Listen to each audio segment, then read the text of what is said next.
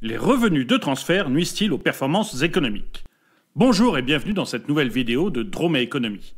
Aujourd'hui, nous allons voir les arguments pour, les arguments des libéraux.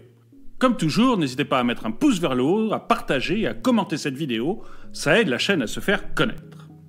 Tout d'abord, le fameux « trop d'impôts tue l'impôt ». En France, les revenus de transfert sont financés par les prélèvements obligatoires. Pour les 2/3, ce sont des cotisations sociales, ce que l'on peut voir sur son bulletin de salaire, la différence entre le brut et le net, et les cotisations sociales payées par l'employeur. Et puis pour 1/3, ce sont les impôts et les taxes. En effet, notre système de protection sociale repose essentiellement sur une logique assistentielle et professionnelle. Les dépenses de protection sociale n'ont cessé d'augmenter depuis la fin des années 50. Elles représentent aujourd'hui plus de 30% du PIB, ce qui nous place en tête des pays de l'OCDE. Conséquence directe, le taux de prélèvement obligatoire est supérieur à 40%. Un taux d'imposition trop élevé aurait un impact néfaste sur la croissance économique. La première explication à cela est celle donnée par Arthur Laffer. En 1974, un économiste, Arthur Laffer, dîne à l'hôtel Washington avec un journaliste du Wall Street Journal et 2 membres de l'administration du président Gerald Ford, Donald Rumsfeld et Dick Cheney. Il parle de politique fiscale. L'économie américaine ne va pas bien et l'État doit augmenter ses recettes d'au moins 5%. Pour cela, l'administration Ford veut augmenter les taxes de 5%. Mais Donald Rumsfeld a un doute. Arthur Laffer va alors lui expliquer qu'en augmentant les taxes de 5%, ils n'obtiendront pas 5% de recettes en plus, car la base imposable diminuera. Pour illustrer son propos, il va dessiner une courbe sur la nappe. C'est la courbe de Laffer que le journaliste du Wall Street Journal rendra célèbre. Au tout début de la courbe, l'État ne gagne rien, car le taux d'imposition est de 0. Progressivement, les recettes de l'État augmentent avec le taux d'imposition jusqu'à un optimum. Cet optimum, c'est le taux d'imposition maximum accepté et payé par les citoyens. C'est le montant maximum de revenus que peut avoir l'État.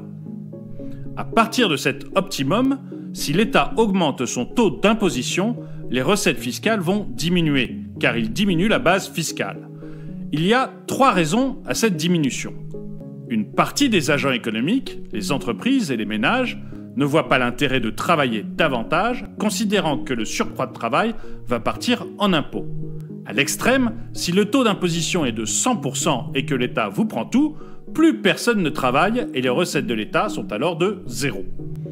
Une autre partie des agents économiques vont se mettre à travailler au noir, ou à payer au noir, pour échapper à l'impôt.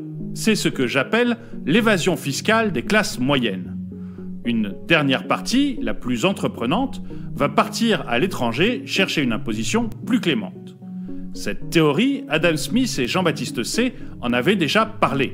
Say disait qu'un impôt exagéré détruit la base sur laquelle il porte, et qu'une diminution d'impôts augmente les recettes du fisc et fait voir au gouvernement ce qu'il gagne à être modéré. Une hausse des prélèvements obligatoires a également un effet négatif sur la compétitivité prix. Les entreprises doivent répercuter une partie de cette hausse des charges sociales et des impôts sur leur prix de vente. C'est l'inflation par la fiscalité. Par exemple, dans un restaurant très bien géré comme chez Ma Grosse Truicherie, les frais de personnel représentent 91% de la valeur ajoutée. Si les charges sociales augmentent, le patron n'a pas d'autre choix que d'augmenter ses prix.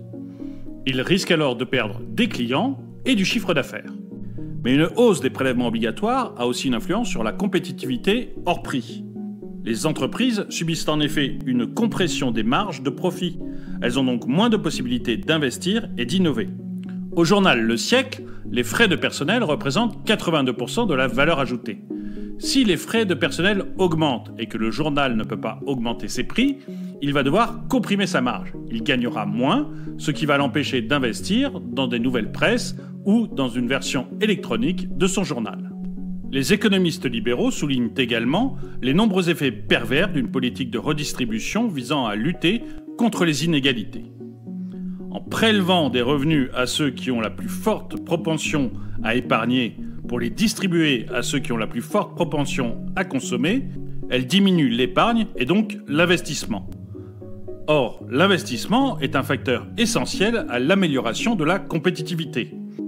Pour reprendre l'exemple du journal Le Siècle, Jean Philémon est le principal actionnaire. Si vous prenez l'argent à Jean Philémon pour le donner à Toufik, vous permettrez à Toufik de consommer. Mais Jean Philémon, lui, n'aura plus les moyens nécessaires pour réinvestir de l'argent dans le journal Le Siècle. Du coup, le journal aura moins d'argent pour ses investissements. Les économistes libéraux, attachés au principe d'une justice universaliste, considèrent que les inégalités sont justes car elles récompensent une différence de mérite et efficaces car elles motivent chacun à faire plus pour monter dans l'échelle des revenus. A l'inverse, la lutte contre les inégalités est inefficace car elle n'incite pas l'individu à réaliser le meilleur de soi, puisqu'il est assuré que quoi qu'il fasse, il obtiendra les mêmes avantages matériels. La redistribution entraînerait donc le développement d'un assistanat, incitant les ménages aux revenus les plus modestes à l'oisiveté. Les mesures redistributives seraient alors à la source d'une trappe à pauvreté. Une fois qu'ils bénéficient de l'assistance, les individus ne chercheraient plus à sortir de leur situation. Soit ils touchent un revenu en ne travaillant pas, soit le revenu supplémentaire perçu à la suite de la reprise d'un emploi est trop faible comparé à ce qu'ils perçoivent sans travailler. Merci d'avoir regardé cette vidéo, mettez-lui un pouce vers le haut, partagez-la et n'hésitez pas à dire ce que vous pensez de ces arguments dans les commentaires.